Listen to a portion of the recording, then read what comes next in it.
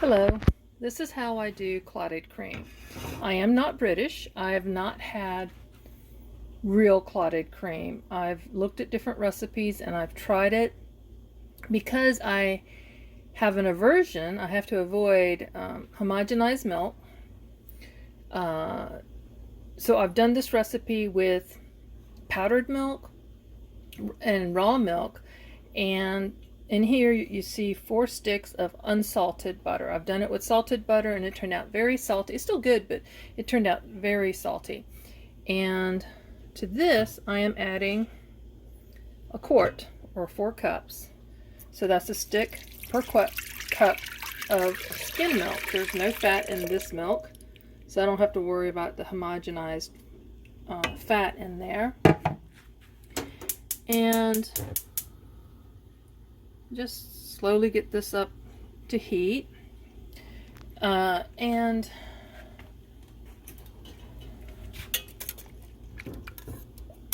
so this is the whole purpose of clotted cream, is to evaporate the water out of the cream.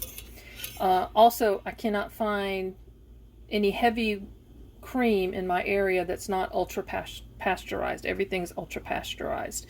So recipes say that does not work for clotted cream. I think it probably would, but I can't find it, so spending the extra money when I can do it this way. The butter is the fat removed from milk, and here I'm putting it back in. And I'm doing it at a high concentration because even with whipping cream, or heavy whipping cream, you still have to add more fat to it. So, and I'm doing this all stovetop. So it took about 10 minutes to get the butter melted, cooking this on low on a gas stove. And you can see about how deep it is.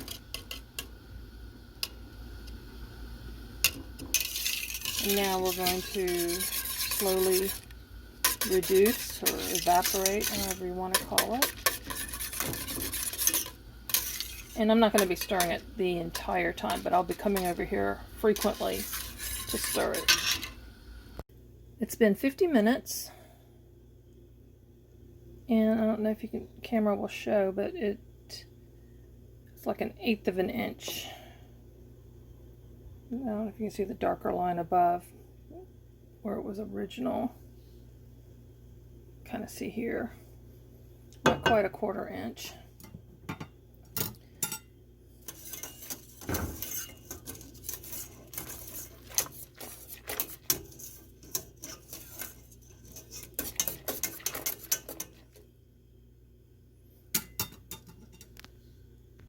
Now it's been almost 1 hour and 40 minutes, and to be sure that it's just not the liquid seeping up on the wood,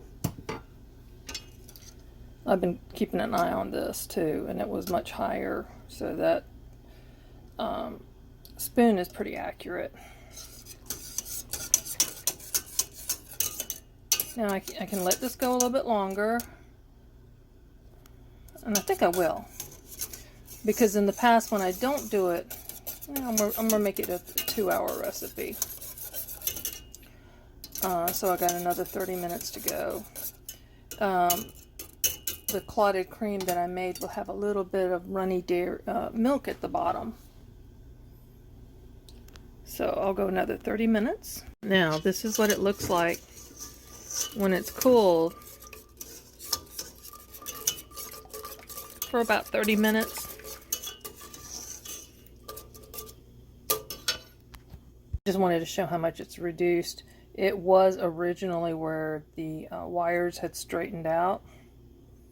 So that's like over 1/2 inch.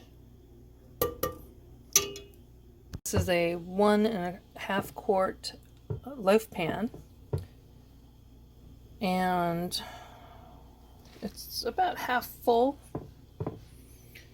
And this is what this looks like. So I did well not to burn anything. This does taste good. It doesn't look good. It's very coagulated. Well, I guess what clotted means. But as it chills, this will firm up. And that's next. Now, this has been in the fridge overnight. I did try to get it out after a couple of hours, and it's where it sloshed and left the stuff on the side. But here we are. Whoops.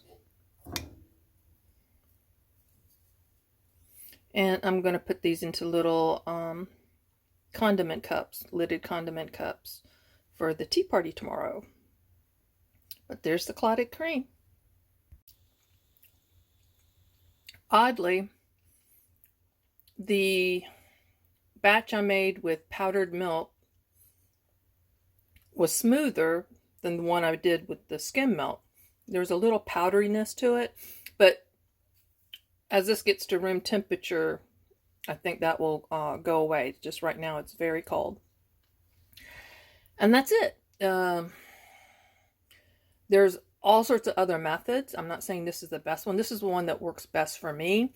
I've tried the slow cooker, crock pot method. I've tried the oven method. I've tried different milks, and this one is, this method works best for me. Be a blessing and be blessed.